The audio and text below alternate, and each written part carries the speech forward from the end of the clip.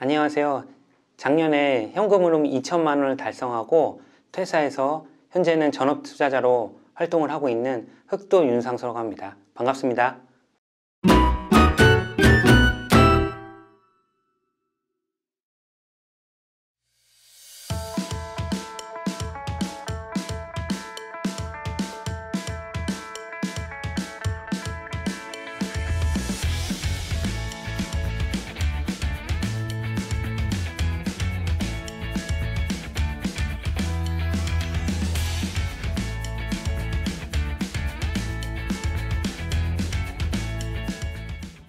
저는 지금 부동산 투자뿐만 아니라 다양한 사업을 하고 있는데요. 시행 신축 사업을 하고 있고 보안 경비업을 지금 동시에 하고 있습니다. 14년 정도 회사 생활을 했는데요. 우리나라 사람이면 다 알만한 그런 회사를 맞벌이 하면서 직장 생활을 했습니다. 제가 처음 회사에 입사해서 하고 싶은 것들이 있었어요. 그게 뭐냐면 회사에 입사한 이상 임원도 한번 해보고 싶었고 해외 주재원으로도 나가서 일을 해보고 싶었어요. 하지만 회사를 몇 년 다니다 보니 내가 하고 싶다고 해서 반드시 할 수 있는 것도 아니고 굉장히 힘든다는 것을 깨달게 되었어요. 그래서 우리 아이들을 외국인 학교를 보내기 위해서는 해외 주재원을 내보내는 방법도 있지만 그 확률보다는 내가 돈을 훨씬 더 많이 벌어서 내 돈으로 보낼 수 있다고 하면 훨씬 더 확률적으로 높일 수 있다는 걸 깨달게 되었거든요. 그래서 회사에서 받는 급여 외에 내가 다른 걸로도 소득을 만들어야겠다라는 생각을 하게 되었어요.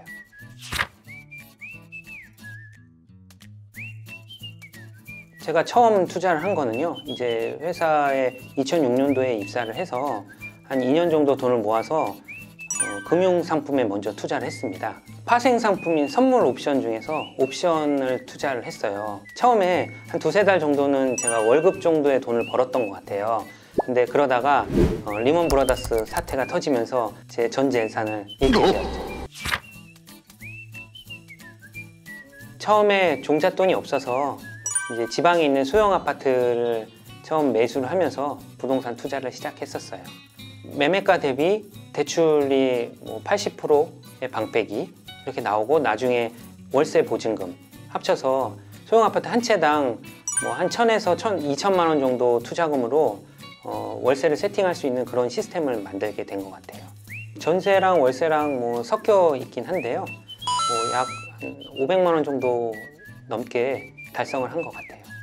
처음에 이제 대출금하고 임차 보증금을 레버리지로 해서 월세를 세팅을 했는데요. 투자금은 한정적이기 때문에 계속 무한정 투자를 할 수가 없어요. 투자하는 동안에 월세로 세팅한 경우에는 만약에 아파트 시세가 오른다고 하면 임차인이 나가고 들어오는 그 시점에 추가 대출을 받아서 투자금을 확보를 했었고요. 그다음에 이제 전세로 들어가 있는 거는 이제 전세를 증액을 해서 투자금을 회수를 해서 그걸 가지고 다시 재투자를 했었어요. 그러면서 개수를 늘려 나갔던 거죠. 저는 제가 투자를 하면서 가장 중요하게 생각하는 점은 항상 열린 자세를 갖고 있는 게 어느 무엇보다도 중요하다고 생각해요. 왜냐하면 이게 사람이 20년, 30년, 40년 이렇게 살다 보면 내가 알고 있는 사실이나 경험들이 이 세상의 전부라고 착각하는 경우가 많은데요. 실제 제가 조금 살아보고 투자를 해보니까 그게 정답이 아닐 수 있다는 것을 깨닫게 되었어요. 다른 사람이 얘기하는 것이 제가 갖고 있는 경험과 지식보다 훨씬 더 정답에 가까울 수도 있다는 걸 알았기 때문에 상대방이 얘기하는 거를 항상 귀담아 들으려고 노력을 하고 열린 자세로 받아들이려고 노력하고 있어요. 제가 가지고 있던 소호 사무실이 총 4개가 있었는데요. 그 4개마다 특성이 있어요.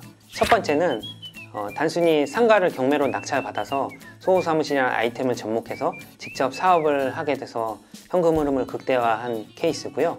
두 번째는 계속 상가를 낙찰받아서 소호 사무실을 하고 싶은데 시설 투자금이 너무 많이 들었던 거예요. 그래서 투자금을 줄이기 위해서 어떤 방법을 취하면 될까라는 고민을 하다 보니 NPL을 활용해서 상가를 낙찰받게 되면 훨씬 더 투자금을 줄이면서 소호 사무실도 할 수 있다는 걸 알게 되었어요. 그래서 2호점은 NPL을 활용해서 소호 사무실을 열게 됐고요. 3호점의 경우에는요, 1호점, 2호점 같은 경우는 인테리어를 제가 다른 데다 맡겨서 진행을 했는데 문제가 있었어요. 저렴하게 했는데 사기 비슷한 거를 좀 당했던 거예요. 어느 인테리어 업자가 괜찮은 사람인지 찾기가 너무 힘들다는 거에 대해서 되게 좀 실망을 많이 했었고, 그 결과 저는 이제 3호점을 추가로 오픈하면 제가 셀프로 한번 해봐야겠다라는 미친 생각을 하게 되었어요. 그래서 제가 회사를 다니면서 퇴근하고 이제 셀프로 공사하고 이렇게 하다 보니까 전용 27평짜리 상가를 거의 4달 반 정도 셀프로 이렇게 공사를 했던 것 같아요. 4호점은 제가 이제 추가로 소호 사무실을 오픈을 하려다 보니까 투자금이 많이 들어가는 게 항상 이제 고민거리였어요. 그래서 저렴한 소호 오피스가 있다는 것을 알게 되었고, 보니까 그 매물 자체가 이상하다기보다는 운영하는 사람이 제대로 운영을 하지 않아서 영업이 잘 안 되던 그런 소호 오피스였거든요.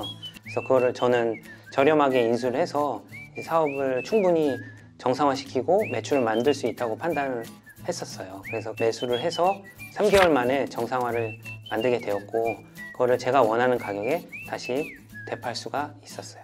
소호 사무실 4개를 가지고 있으면서 순수익은 월에 한 2천만 원 정도 달성을 했었던 것 같아요.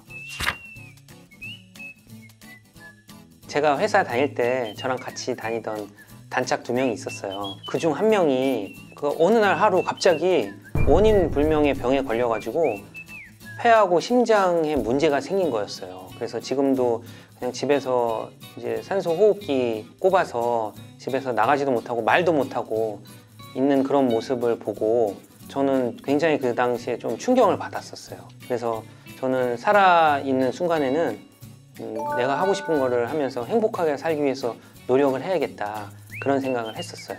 내가 원하는 방식으로 돈을 벌어야겠다, 그런 생각을 하면서 본격적으로 투자를 시작을 하게 된 것 같아요.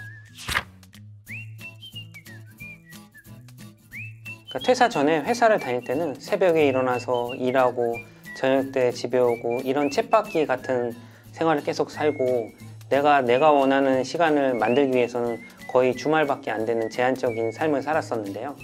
지금은 내가 자고 싶을 때 자고, 먹고 싶을 때 아무 때나 가서 먹고, 그다음에 만나고 싶은 사람이 있거나 여행 가고 싶으면 내가 원하는 시기에 아무 때나 갈 수 있다는 게 너무 큰 변화인 것 같아요. 저도 처음에 회사에 입사를 하고 이제 직장인으로서 회사 생활을 할 때는 저도 이렇게 살 거라고는 전혀 상상을 하지 못했어요. 근데 그때그때 최선을 다하면서 앞으로 나아가다 보니까 소형 아파트 투자부터 시작해서 상가를 낙찰받아서 소호 사무실, 그 이후에 기타 여러 가지 사업을 통해서 이제 제가 한 걸음씩 앞으로 나아가게 되면서 기존에 상상할 수 없었던 그런 인생을 살 수 있게 도전을 하다 보니까 지금의 제가 있더라고요. 지금 당장 회사를 다니고 직장 생활하면 굉장히 사실 힘들거든요. 이 생활을 내가 평생 안주하면서 한다는 생각을 하지 마시고, 계속 이거 외에 나머지 부동산 투자나 여러 가지 방법으로 돈을 벌어서 내 미래의 모습이 달라질 거라는 거를 상상을 하고 열심히 그 길을 간다고 하면 저처럼 제가 원하는 그런 인생을 살 수 있는데 조금 더 한 걸음 나아갈 수 있을 것 같아요.